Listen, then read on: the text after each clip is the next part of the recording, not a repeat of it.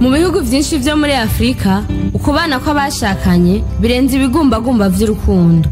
Ku banyafrika, ubugeni ntibuhuza abantu babiri gusa, ahubwo buhuza imiryango. Kuri benshi ni ikimenyetso cy'uko umuntu aba abaye umugabo canke aba abaye umukenyezi. Ni iteka ku miryango yabo babiri. Kuri benshi, kubaka urugo ni ikimenyetso cy'uko umuntu yagize aho yigeza. Uzumva umuntu akubwira ati, jewe ubundi umuntu w'umugabo ntiwumfata uko wiboneye. Uyundi nawe ati, jewe ubundi mama w'abana ntiwumfata uko wishakiye. Mu miryango myinshi y'iwacu muri Afrika, hari imyaka ushikana utararongora cyangwa utararongorwa, bagatangura kukwitwa amazina y'agasuzuguro no kugukura kagateka ngo ikirumbo n'ibindi byinshi. Ivyo rero biratuma hari imisore n'inkumi yihutira kubaka urugo, atari uko bashize hamwe ngo basangire ubuzima, ahubwo umwe wese ameze nk'ushaka ubuhungiro kuri mugenzi we.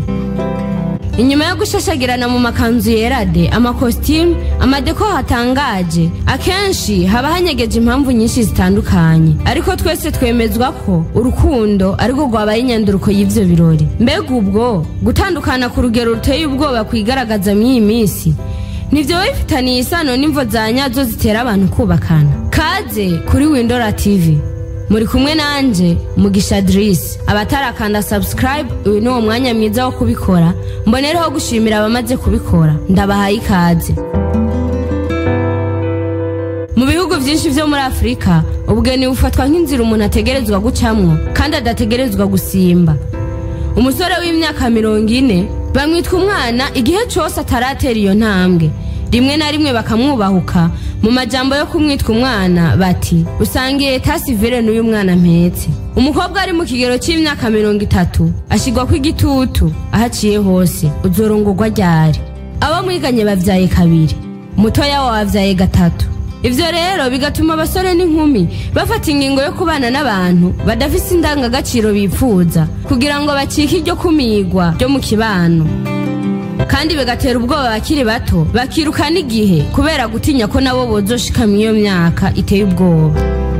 Iryo kumigwa ntabwo rigarukira mu kibano gusa, mu miryango, mbere no mu mashengero biraza birashika, aho umusore canke inkumi hari amabanga runaka adashobora kuzezwa kubera ko gusa adafise uwo bubakanye. Abakunzi bacu muze gutubwira muri commentaire, ubushinga ntaye canke se ubupfasoni vyoba hari aho bihurira no kugira uwo mwubakanye? Iryo kumigwa rero niryo hozwa ku nkeke, bituma twirirwa dutaha imanza z'ubugeni zitazomarana kabiri, kubera ko imvo nyamukuru ari uguhunga ikumigwa ryo mu kibano, mbere n'igitutu c'umuryango. Abandi basore n'inkumi biyemeza kubana kubera guhunga ubwigunge, la solitude. Muri iyi minsi abantu baronderera ubuzima kure y'imiryango yabo. Ivyo bituma benshi bagira irungu bitewe no kubaho bonyene, bigatuma bamwe bafata ingingo yo kubaka urugo mu vy'ukuri atari urukundo bakunze uwo bagiye kubana, ahubwo bamubonamwo ubuhungiro n'umutekano. Iyo bamaze gushikayo rero basanga kubana n'umuntu utiyumvamwo bitera irungu n'agahinda gusumvya kwibana, kwihanganirana bikaba kanse, urugo bikarangira rusambutse. Tuvuga iki kubabana n'abantu bakurikiye ubutunzi canke icubahiro? Iyi ni ngingo igaruka ko kenshi, ariko igiteye ubwoba hanuko abenshi bibabako nabo ubwabo badatahura ko ariyo mpamvu iriko ibasunikira kubana n'uwo bashaka kubana nawe. Nivyo unyumvise neza, reka tuvyinjiremo. Mu miryango myinshi yo muri Afrika, iyo bibarutse umwigeme bamubonamwo inzira izobashikana kw'iterambere bishingiye ku mukwe azobazanira. Iyo umukobwa abwiye abavyeyi rero ko afise umukunzi, ikibazo ca mbere bamubaza si kijanye no kumenya isura yiwe, idini ryiwe canke imico yiwe, ahubwo bihutira kumubaza bati, akora iki, ni mwene nde? Ingorane zose zoboneka kuri uwo musore baba biteguye kuzihanganira mu gihe vyoboneka ko ari umutunzi canke ava mu miryango y'abakomeye. Ivyo rero bituma umukobwa ashira ku ruhande ivy'amarangamutima yiwe, agashira imbere ibizomuhesha icubahiro mu muryango no kwemerwa mu kibano. Ku banyafrika, kugira urugo rwiza bingana no kugira urugo rutunze. Tuvuga iki kubabana kubera amadini n'imyemerere?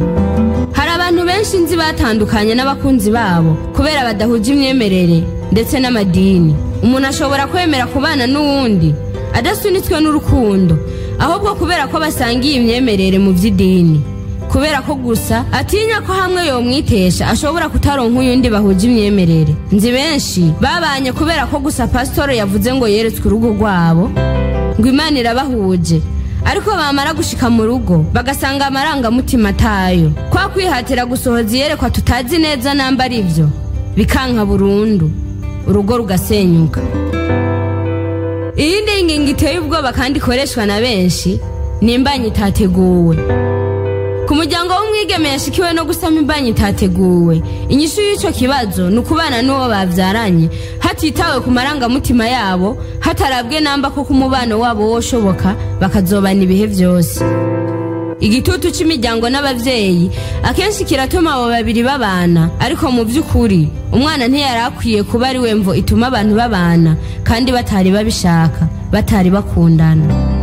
Iyindi mpamvu ituma benshi bahitamwo kubakana ni ugukora imibonano mpuzabitsina. Ego, mu mico myinshi yo muri Afrika gushinga urugo bifatwa nk'inzira yo kuronka uburenganzira bwo gukora imibonano mpuzabitsina mu buryo bwemewe. Abasore n'inkumi benshi bihutira kubaka urugo ngo baronke uko bahaza icifuzo cyo gukora imibonano canke kugira ngo bahunge igihano cyo gukora imibonano mpuzabitsina batarubakana. Ariko kubaka urugo kubera gushaka uburyo bwo gukora imibonano mpuzabitsina ni kosa rikomeye rishobora kuzana ingorane nyinshi kandi rishobora kurangira nabi, kubera ko guhuza ibitsina ni icifuzo gihindagurika, mbere gishobora guhera mu bihe bimwe na bimwe. Rero gushinga urugo birenze cyane imibonano. Urugo rusaba kumenyana, kuganira neza, kwihangana, kubabarirana, gukorera imigambi hamwe, kubaka umuryango no guhangana n'ubuzima bwa misi yose muri kumwe. Imibonano mpuzabitsina rero nagace gato gusa mu bigize umubano, ntigashobora kurengera izo ngingo zose ngo gatuma urugo rurama igihe izo ngingo zose zirengagijwe. Rero impamvu zituma abantu babana uyu munsi ni nyinshi, kandi nyinshi muri zo ntizishingiye ku rukundo. Ivyo rero bituma ingo nyinshi zimara umwanya urume rumara, izindi nyinshi zigahindukira abazigize nk'amabohero biboheyemo ubuzima bwabo bwose. Hari rero ababandanya kwinanata ngo babandanye kubana kubwo gukingira ishusho yabo mu kibano, ariko kuko atarukundo nta numwe ashobora kwihanganira mugenzi we, mbere no kudukosa two twitwa duto. Ivyo bishikana kenshi urugo kugusenyuka canke mbere bigakwega ubwicanyi hagati y'abubakanye. Gushinga urugo rero ni ikintu ciza kandi ceranda, ariko urugo rubagwiza kandi rukarama iyo gusa gubatswe ku mpamvu z'ubwenge kandi z'ukuri. Urukundo rw'ukuri, ukwiyumvira hamwe kandi mukagira indoto zimwe, kuba muhuza mu mico no mu mitekerereze, ubwenge, kubahana, gufashanya no gushigikirana, izo ni zimwe mu ngingo nziza zo kwisunga. Ibibazo vy'ingo muri iyi misi bisa n'ibisize ubwenge. Mbega niko umuntu yoshingira ko kugira ngo yizere ko urugo agiye kubaka ruzomara kabiri kandi rukabamwo umunezero? Reka nsaba abakunzi bacu muje muri commentaire mutwishure kuri kino kibazo. Wewe ubwawe ubona ari iki gikwiye kurabirwako kugira ngo abantu babiri babane? Yari Mugisha Idris kuri Windora TV. Mwibuke gukanda subscribe. Bye bye.